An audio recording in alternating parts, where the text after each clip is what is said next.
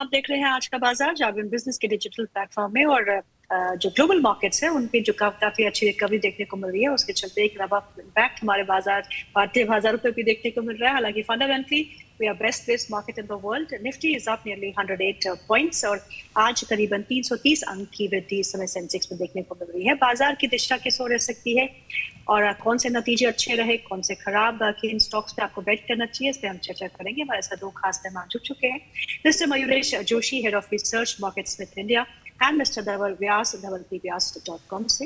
विवेक Mittal, research head Jagran business के लिए हमारे साथ जुड़ चुके हैं। पहले विवेक के पास सीधा चलते हैं और जानते हैं कि आज की मुख्य खबरें क्या है। Thank you ma'am and good afternoon everyone. अगर हम देखें तो कल अमेरिकन मार्केट्स में ही मैम हैट्रिक लगी। लगातार तीसरे दिन वहां पर जोरदार रिकवरी देखने को मिली, क्योंकि खबरें हैं कि एक तो फेड का जो मीटिंग का आउटकम आया वो पॉजिटिव रहा, साथ ही अमेरिकन ट्रेजरी के जो लॉन्ग टर्म बॉन्ड है उसकी जो बिक्री वो कर रहे थे, आई मीन बॉन्ड सेल कर रहे थे, जिसकी वजह से लिक्विडिटी कुछ हद तक सक हो रही थी, उसकी रफ्तार को धीमा कर रहे हैं। उसका एक फायदा मिलेगा अब अमेरिकन मार्केट्स में भी और दुनिया भर के मार्केट्स में भी। इसीलिए तेजी देखने के लिए मिल रही है कि कहीं ना कहीं लिक्विडिटी जो अभी तक टाइटनिंग चल रही थी उसको कुछ हद तक टोन डाउन कर रहे हैं। साथ ही अगर देखें तो यूएई की भारत में करीब 5,000 करोड़ डॉलर इन्वेस्ट करने का प्लान बन रहा है। जनवरी तक उसकी पूरी रूपरेखा आ जाएगी। साथ ही अगर देखें टाटा मोटर्स, जेके लक्ष्मी सीमेंट और कॉनकोर तीनों के उम्मीद से शानदार नतीजे देखने के लिए मिले, लेकिन इंपॉर्टेंट फिगर यही है कि एफआईएस की सेलिंग अभी भी मार्केट में चल रही है। Very good afternoon, Mayuresh, and thank you so much for taking our time. Mayuresh, जैसे विवेक ने लास्ट टाइम में बोला, लेकिन बुरी खबर यह है कि एफआई की बिकवाली अभी भी जारी है, पर हमारे मार्केट बिल्कुल खड़े हैं। I mean we had good support of 18,900, 18,800 levels and we are recovering very soon. How bullish are you on the markets from these levels? इस समय आप क्या कर रहे हैं? Afternoon Geetu ji, afternoon Vivek, always a pleasure to be on your show. तो दो तीन चीजें, एक जो इंडियन ग्रोथ स्टोरी है, जैसे आपने राइटफुली कहा गीतू जी, पोजीशनिंग बहुत शानदार है, मैक्रोज हो या माइक्रोज हो। मैक्रोज को मद्देनजर रखते हुए GST collections, income tax collections, inflation has not shot out of range, और इसलिए जो जीडीपी के अनुमान और आंकड़े हैं ये तिमाही के लिए और ये वित्त वर्ष के लिए ये अच्छे खासे रहने वाले compare to any economy in the rest of the globe, वो डेवलपिंग हो या डेवलप्ड हो। दूसरा, माइक्रोस का जहां तक सवाल रहा इंडियन इकोसिस्टम के लिए, तो जहां तक अर्निंग्स रहे हैं जो बहुत बड़ा पहलू रहते हैं निफ्टी और निफ्टी अर्निंग्स और फॉरवर्ड वैल्यूएशंस के हिसाब से, Nifty earnings and broader market earnings have held up pretty well. वो बैंकिंग क्षेत्र हो, वो मिड कैप आईटी हो, चुनिंदा कैप गुड सेक्टर हो या चुनिंदा एफएमसीजी कंपनीज हो, तो अक्रॉस द स्पेक्ट्रम अर्निंग्स भी ठीक ठाक है। ग्लोबल वॉलेटिलिटी, जियोपॉलिटिकल टेंशंस, ये थोड़ी उथल मुछल मचा सकते हैं मार्केट्स के लिए, और अपने इकोसिस्टम के हिसाब से जो स्टेट इलेक्शंस है वो, but I feel that the markets are very very well placed. जो विवेक जी ने अभी कहा, $50 बिलियन की जो अबू धाबी से इन्वेस्टमेंट एक्सपेक्टेड है, and there is a wall of money waiting over the next 2 to 3 quarters. Once the general elections are out of the way, I think जो एक इन्फ्लक्स वापस रीस्टार्ट होगा Indian markets के लिए, I think वो लाजवाब और शानदार होगा। तो मुझे नहीं लगता है कोई बहुत ज्यादा स्ट्रक्चरल डाउनसाइड इंडियन मार्केट्स के लिए। I remain extremely optimistic. Very good afternoon, Dhaval ji, and thank you for taking our time. Dhaval ji, आपके लेवल्स जब पिछली बार हमने बात की थी, आपने कहा था 19,250, 300 are very crucial resistance for now. उन्हीं के आसपास हम खड़े इस समय कामकाज कर रहे हैं। अब आपके चार्ट्स क्या कह रहे हैं? Hi, very good afternoon, Neetu ji. See, the point is कि जिस तरह से structure है निफ्टी का डेवलप हो रहा है, it's basically kind of trying to stabilize around those levels, 19,200 के around, and that is definitely still a resistance around 19,250 spot levels. I think 19,250 to 19,350 का जो जोन है वहां पे निफ्टी जो है थोड़ा सा स्ट्रगल कर सकता है मेरे ख्याल से, and that would take out the weak players, और जो स्ट्रॉन्ग प्लेयर्स हैं, पोजिशनल प्लेयर्स हैं, स्विंग ट्रेडर्स हैं, वो अभी भी मेरे ख्याल से होल्ड कर सकते हैं। दिस मार्केट की जहाँ पे बाय ऑन डिप्स का एक स्ट्रेटेजी ज्यादा होना चाहिए, and if you are swing trader then focus should be on mid cap stocks, क्योंकि यहाँ पे मिड कैप में अभी भी मोमेंटम कंटिन्यू है, but large cap is not moving that fast. तो मेरे ख्याल से मिड कैप के ऊपर फोकस करके आप जो है प्रॉफिट यहाँ पे बना सकते हैं, ऐसा मार्केट का स्ट्रक्चर है। साथ साथ में बैंक निफ्टी में भी अगर आप देखें तो 43,500 spot level has been a kind of resistance for bank Nifty. तो मेरे ख्याल से उसके ऊपर हम एक दिन भी क्लोज आते हैं, it would be a kind of buying trigger actually for many traders. वैसे आप देखें तो 18 सितंबर से जो एक डाउन ट्रेंड स्टार्ट हुआ बैंक निफ्टी में, उसका जो एक डाउनवर्ड स्लोपिंग जोन अगर आप ड्रॉ करेंगे चार्ट के ऊपर, तो वो जो है कहीं ना कहीं हमने ब्रेक कर दिया है. So that should be encouraging sense for bulls, क्योंकि बेयर्स जो है यहाँ पे कहीं ना कहीं अपनी शॉर्ट जो है कवर करने की ट्राई करेंगे, and there is good risk reward opportunity. तो अगर कोई फ्रेश ट्रेड लेना है तो long should be bank Nifty trade, और जैसे ही 43,500 का लेवल्स टेकआउट होता है, आप ऐड कर सकते हो लॉन्ग. जी मयूरेश सर, आप तो मार्केट में बहुत समय से हैं सर, आपने रेट हाइक साइकिल भी बहुत देखी है और उसके बाद पीक भी देखे हैं, उसके बाद उनकी रिवर्स साइकिल भी देखी है. अभी तक तो हम रेट हाइक साइकिल पर चले और अब पीक की तरफ दुनिया भर के सेंट्रल बैंक मान रहे हैं कि हाँ हम पीक की तरफ आ गए हैं. सर जब ये रिवर्स होगी साइकिल तो किस तरह से मार्केट रिएक्ट करता है? बहुत इंटरेस्टिंग सवाल है आपका, और हमने एक स्टडी की थी स्पेसिफिकली क्योंकि रेट हाइक्स और उसका साइकिल यूएस मार्केट से बहुत प्रोमिनेंटली अटैच्ड रहता है. तो जहां तक रेट हाइक के साइकिल्स रहते हैं, 2 से 3 तिमाहियों तक जो एसएनपी के अर्निंग्स है वो लार्जली बॉटम आउट हो जाते हैं. So if we largely assume कि जून जुलाई में फेड का एक रेट हाइक का साइकिल का जो दौरा था वो ऑलमोस्ट एट द एंड आया था, at the fag and. So if you take 2 to 3 quarters, कहीं ना कहीं by the end of second quarter of next financial year, earnings bottom out होने चाहिए, which probably means by the start of the third quarter, earnings should start coming up as far as the broader markets in the US are concerned. उसी समय में एक जो अंदाज लगाया जा रहा है कि रेट कट का साइकिल सितंबर क्वार्टर से स्टार्ट हो सकता है, तो जो एक कॉम्बिनेशन होता है ग्रोथ प्लस रेट कट का इंजन, ये जो प्री साइकिल्स में हमने देखे हैं historically, if this plays out the way it is, मुझे लगता है आई थिंक अगले 3 से 4 तिमाहियों में earnings should bottom out, and in fact as growth starts coming back with rate cuts in the offing, एक बहुत जबरदस्त ट्रेजेक्टरी मिल सकती है. मार्केट्स हमेशा एक साल के आगे के फॉरकास्ट डिस्काउंट कर लेता है, तो by the end of this quarter मेरे हिसाब से I think even those earnings will largely be discounted, और इसलिए मुझे लगता है आई थिंक एक large part of the fall related to earnings is largely done in. Great. So it's a great news for the audience and great news for the investors. एक बार results पर भी नज़र डाल लेते हैं. कल मार्केट बंद होने के बाद जिन कंपनीज़ के रिजल्ट्स आए उसमें टाटा मोटर अहम था और रिजल्ट्स भी काफ़ी अहम देखने के लिए मिले. शानदार नतीजे. रेवेन्यूज़ में 32% का जंप और लॉस टू प्रॉफिट कंपनी का आता हुआ दिखाई दिया. हालांकि वाई बेसिस पर तो लॉस टू प्रॉफिट था, लेकिन क्यू ऑन क्यू बेसिस पर भी प्रॉफिट में जंप आती दिखाई दी. धवल, इनिशियल रिएक्शन तो टाटा मोटर पर देखने के लिए मिल चुका है, अब आगे की स्ट्रैटेजी क्या होनी चाहिए टाटा मोटर पर? जी अगर आप देखें टाटा मोटर्स तो almost from the month of July ये स्टॉक जो है कंसोलिडेशन फेज में जा रहा है, एक साइडवेज मूवमेंट आ रही है, and 670-680 zone has been a kind of resistance zone for Tata Motors, and we believe कि any dips to 640-635 zone एक कहीं ना कहीं एक buying opportunity रहेगा for a target of nearly 730 for swing traders. But जैसे ही 670-80 का जोन ब्रेक होता है, जो कंजर्वेटिव ट्रेडर हैं वो भी स्विंग प्ले जो है कर सकते हैं for a same target of 730. So मेरे ख्याल से Tata motors as well as Maruti both are looking good actually. We believe कि ऑटो स्पेस में जो है ये दोनों अच्छा कर पाएंगे. मारुति मेरे ख्याल से सरप्राइज भी देता रहेगा काफी फंड मैनेजर्स को भी, just because you know structure जो है काफी अच्छा है मारुति का काफी टाइम के बाद. So Dhaval is bullish on Tata Motors and Maruti. Mayuresh, what is your take on the auto space? Demand volumes, they are stabilizing now. पहले तो बहुत अच्छा हमने कोविड के जो बैकअप डिमांड देखी थी वो एक सपोर्ट था, लेकिन अभी भी डिमांड काफी अच्छी है. Volume uptick is there. Earnings काफी अच्छी आई हैं. Most of these auto majors में भी है. इसके बाद आपका नजरिया क्या है? Auto ancillary, how do you like that space?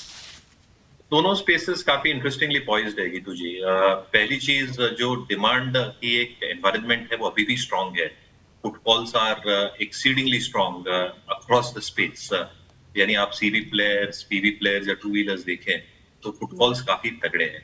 Obviously this has been added कि जो नए लॉन्चेस इन्होंने किए हैं ये काफी अट्रैक्टिव लग रहे हैं in terms of both the models that they have probably introduced और थोड़े price points even if they are a little higher मेरे ख्याल से आई थिंक जो एक एक्सपेक्टेशन है कि we want to own something which looks good drives fast और अच्छी माइलेज देते हैं ये सारी चीजें शायद ये नए मॉडल्स और प्लेटफॉर्म्स दे रहे हैं हैविंग सेड दैट जितने भी इश्यूज थे for the industry as a whole input cost बहुत जबरदस्त इन्फ्लेशन देखा था हमने सेमीकंडक्टर के इशू थे हालांकि स्टील की कीमतें वापस बढ़ रही है I was hearing the Kalyani steel management बहुत स्ट्रॉन्ग सप्लायर है ऑटो इंडस्ट्री के लिए they are negotiating in terms of price hikes थोड़ी प्राइस हाइक्स बढ़ सकती है बट जितना ऑर्डर बुक का बैकलॉग है मुझे लगता है वो काफी जबरदस्त है क्या वैल्यूएशंस के हिसाब से टू व्हीलर्स अट्रैक्टिव है valuations are definitely through the roof long period averages आप बजाज ऑटो के देखें टीवीएस के देखें is definitely much higher than the last 5 to 10 years median averages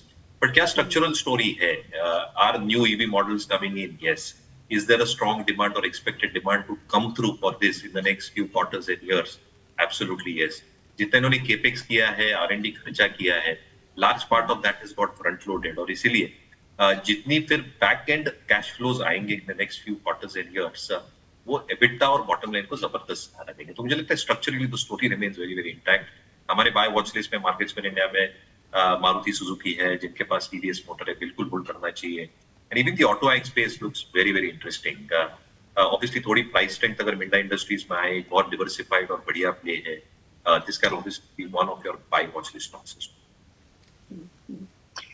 धवल जी सुजलॉन के काउंटर में क्या करना है आज 9 साल के उच्चतम स्तरों पे है 5% का इजाफा strong Q2 numbers order book भी काफी अच्छी लग रही है सेहत सुधर गई है शायद सुजलॉन की टेक्निकली तो डेफिनेटली सुधर गई है ऑलमोस्ट आप कह सकते हो कि 12 साल के बाद जो है हम 34 के लेवल्स पे हैं एक्चुअली सुजलॉन में और this has come at a cost actually for many investors क्योंकि काफी लोग जो हैं अंडर परफॉर्मेंस जो है बेयर करते रहे थे बट द पॉइंट इज कि जिस तरह से मूवमेंट है actually this looks like a good momentum play even as of now I guess 23 के अराउंड भी हमने एक बार डिस्कस किया था stock the momentum still continues. We believe कि 38 and 43 should be your target positionally in Suzlon for next 2 to 3 months.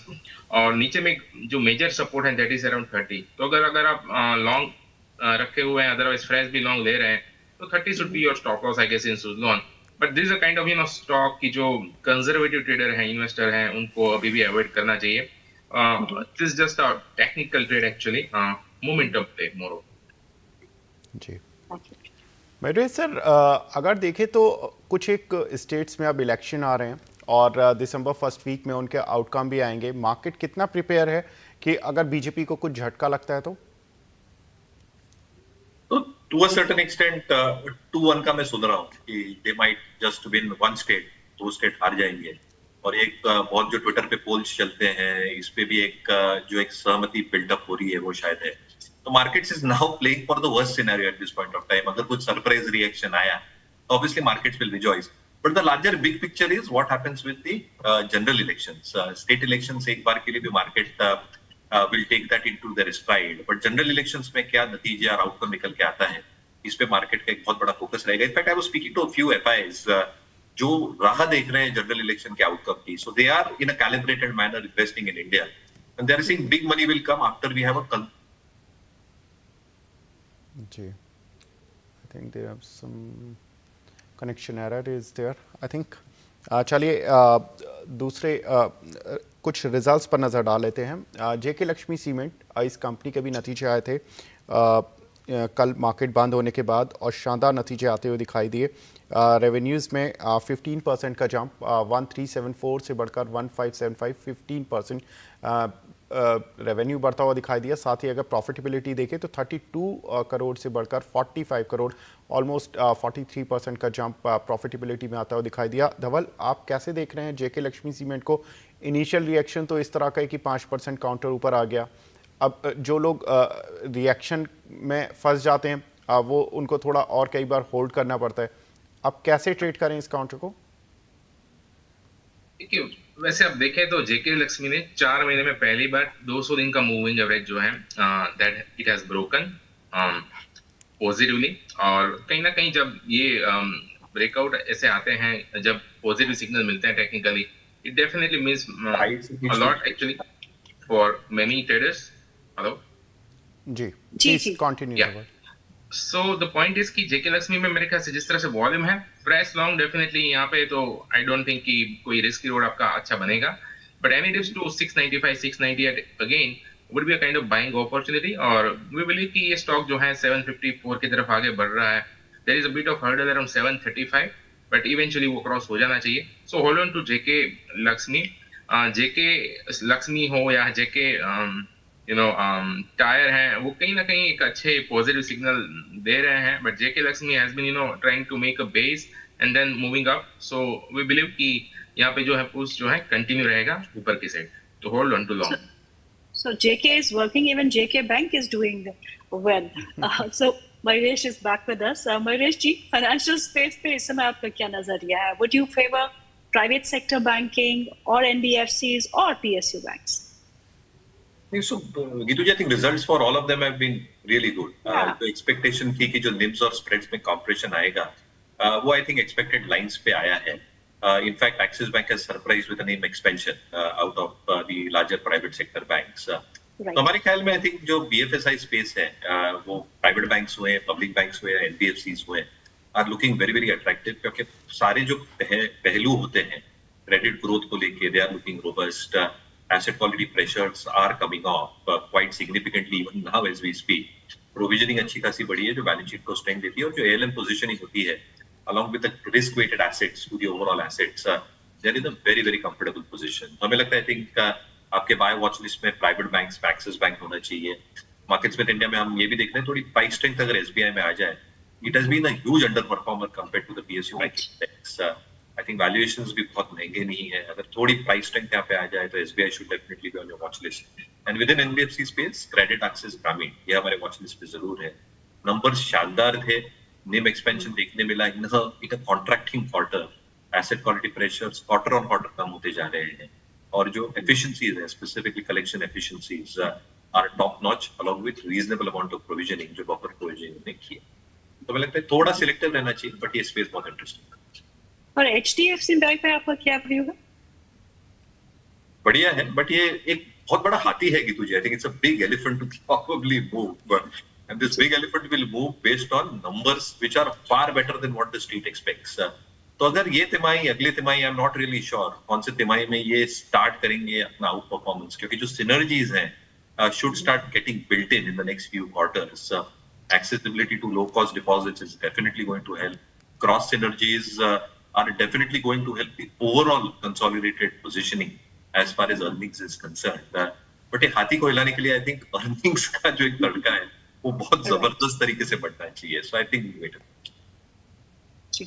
Dhawal ji, Adani group shares में काफी अच्छा एक रुझान देखने को मिल रहा है. Adani enterprises, Adani ports, even Adani Green is doing well. So any of the stocks that you are tracking जो आपको अच्छा लग रहा हो चार्ट्स पे अडानी ग्रुप स्टॉक्स में से?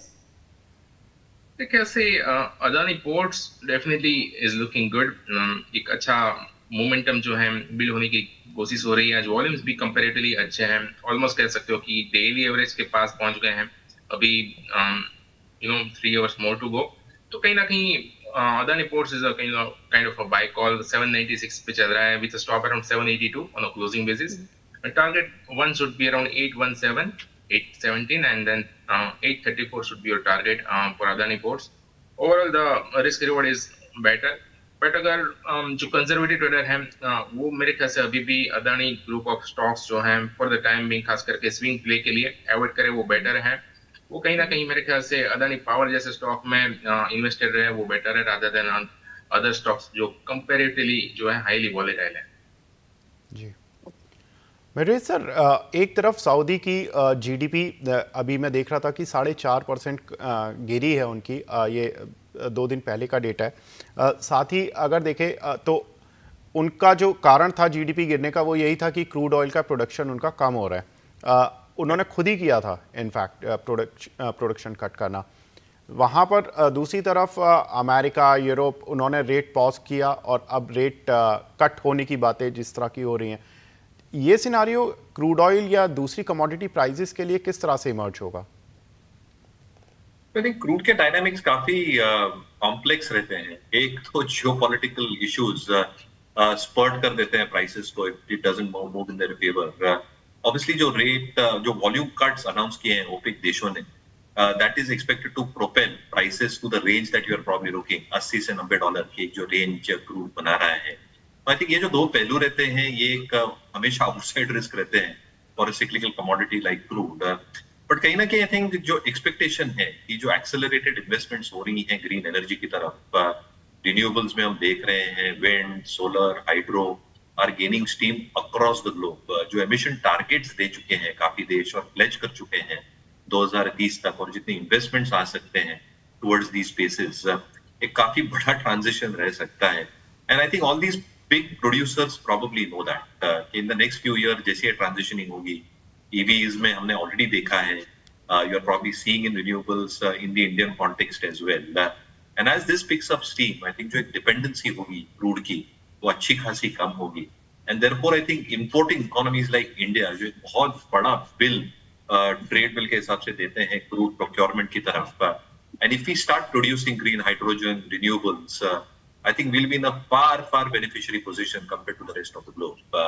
तो मुझे लगता है I think क्रूड का जो एक रेंज है, when I was speaking to a very senior person within the industry, ये शायद यही रेंज पे रहना चाहिए. Obviously, upside risks are if something escalates on the geopolitical front, शायद एक upside spike दिखे, but that should not last too long. I think एक जो phase है वो downward trajectory दिखेगी, which should benefit India in the long. Okay. साथ ही कल कंटेनर कॉर्प के भी रिजल्ट्स आते हुए दिखाई दिए थे और रिजल्ट्स अच्छे देखने के लिए मिले स्ट्रीट की एक्सपेक्टेशन से, और 11% का जंप रेवेन्यूज़ में आता हुआ दिखाई दिया, 21% का जंप पैट में आता हुआ दिखाई दिया. हालांकि माफ़ कीजिएगा, अगर पैट में देखें तो थोड़ी सी जो प्रॉफिटेबिलिटी थी वो डिक्लाइन होने की उम्मीद थी स्ट्रीट को, लेकिन उसके मुकाबले में अच्छा प्रॉफिटेबिलिटी आती हुई दिखाई दी. धवल, इस काउंटर पर भी इनिशियल रिएक्शन तो आ चुका है, लेकिन आगे किस तरह की स्ट्रैटेजी बनानी चाहिए? कौन को आप देखें तो एज सच पिछले ऑलमोस्ट 1.5 महीने से एक डाउनवर्ड स्लोपिंग जोन में चल रहा था, and then suddenly with volumes buying आया on the back of results actually. But the point is कि मेरे ख्याल से इतना स्ट्रेंथ नहीं है अभी, करंट लेवल पे बाय करने की जरूरत नहीं है. 705 पे चल रहा है. I think on a dips to 686 fresh buying जो है किया जा सकता है कॉनकोर में, और for a target of 735 738 levels actually. और वहां पे जो है स्टॉप लॉस आपका होना चाहिए 669.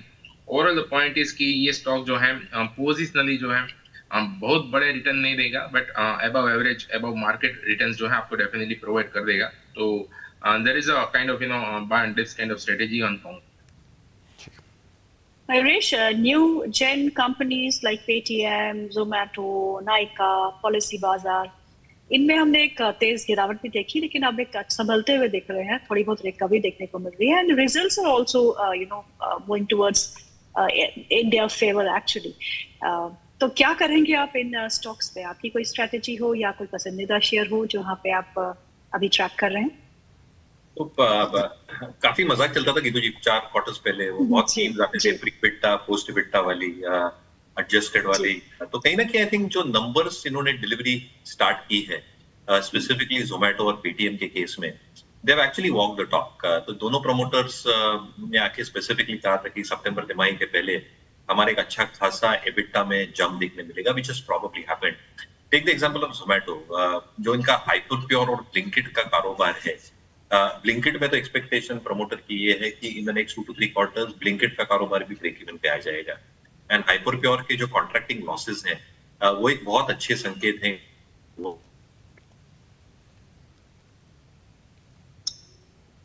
आई think some kind of technical flaw. तब तक धवल के पास चलते हैं. Zomato on charts Dhaval. Okay, he is back. Yeah please. Sorry, तो जितनी प्राइस मूव आनी थी I think for Zomato in particular, वो शायद आ चुकी है. यहां से री रेटिंग कब होगी? If whatever the promoter is saying कि अगर ब्लिंकिट और हाइपर प्योर के लॉसेस कॉन्ट्रैक्शन 4 क्वार्टर्स हो गए जी,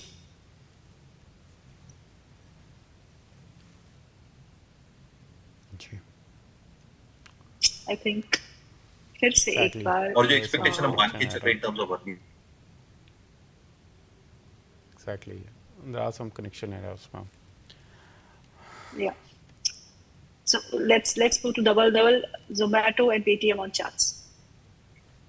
Zomato, I guess last time भी बात हुआ था हमारा. Overall the point is कि एक अच्छा जो है मोमेंटम जो है स्टॉक ने बना के रखा है from the levels of almost 69-70 zone actually, and then we are looking for the targets of 129 on upper side.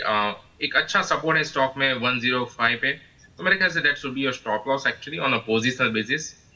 But overall the stock still has some strength from the current levels. Paytm की बात करें, Paytm जो है एक अच्छे level पे है, अच्छे सपोर्ट पे चल रहा है. मेरे ख्याल से फ्रेश बाइंग के लिए भी एक अच्छा ट्रेड बन सकता है, विच स्टॉप अराउंड 878-908 पे हम चल रहे हैं.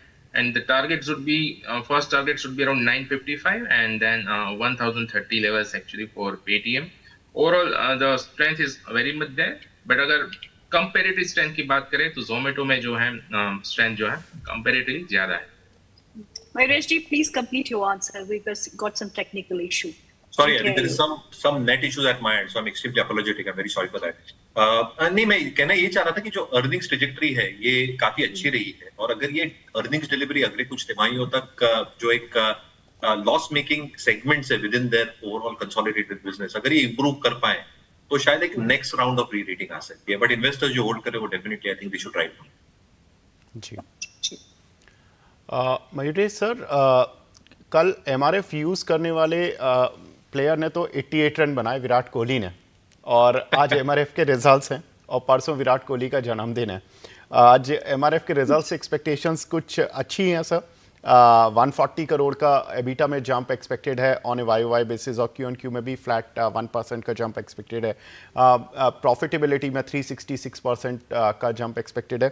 Sir, how do you see MRF और अदर टायर काउंटर्स? नहीं तो टायर कंपनीज अच्छी करनी चाहिए. To for your remark, I think MRF और सीएट ये लेबल्स काफी बैट्समैन के बैटों पे दिखते हैं. बिल्कुल. आई थिंक एक बार फिर कनेक्शन एरर हो गए. धवल, आप कैसे देख रहे हैं? दुनिया के नंबर 1 बल्लेबाज आजकल विराट कोहली चल रहे हैं और इंडिया के तो हैं ही, और इंडिया का नंबर 1 स्टॉक भी एमआरएफ का ही चल रहा है. जो हमने देखा वो शायद the worst is probably over. हालांकि क्रूड प्राइसेस में जो इजाफा हमने देखा है फिलहाल, वो शायद स्पर्ट हो सकता है Q3 के मार्जिन्स के ऊपर, but demand remains extremely robust for these companies in general. जो कैपेसिटी इन्होंने एडिशंस किए काफी प्लेयर्स ने, JK has expanded, CEAT has expanded capacities. Those capacities are now running at optimal utilisation, और जितनी डेप्रिसिएशन क्लेम करनी थी बैलेंस शीट पे. जी Dhaval, I think there is some problem from Mayuresh sir. Yeah. Please, sir, continue. It's okay. Dhaval, आप की trading calls please बताएं. देखिए, trail जो है transformer rectifiers, that is first call actually 188 के अराउंड हम चल रहे हैं अभी. It's a stop around 182 on a closing basis. Trail is a buy trade right now for a target of 195 and then 207. Second pick is Shriram Finance, which is trading around 2018 with a stop loss around 1970 on a closing basis. The target should be around 2100 for Shriram Finance. And last is from the fertilizer space. We believe कि अगले 1-2 दिन में जो है fertilizer में जो है spark हमें दिखना चाहिए. तो वहाँ पे जो है FACT fertiliser chemical is a buy trade 743 पे चल रहा है with stop around 728 on a closing basis. यहाँ पे एक बाय साइड का ट्रेड हल्की सी क्वांटिटी में लिया जा सकता है, just because we are preempting the move for a target of nearly 774.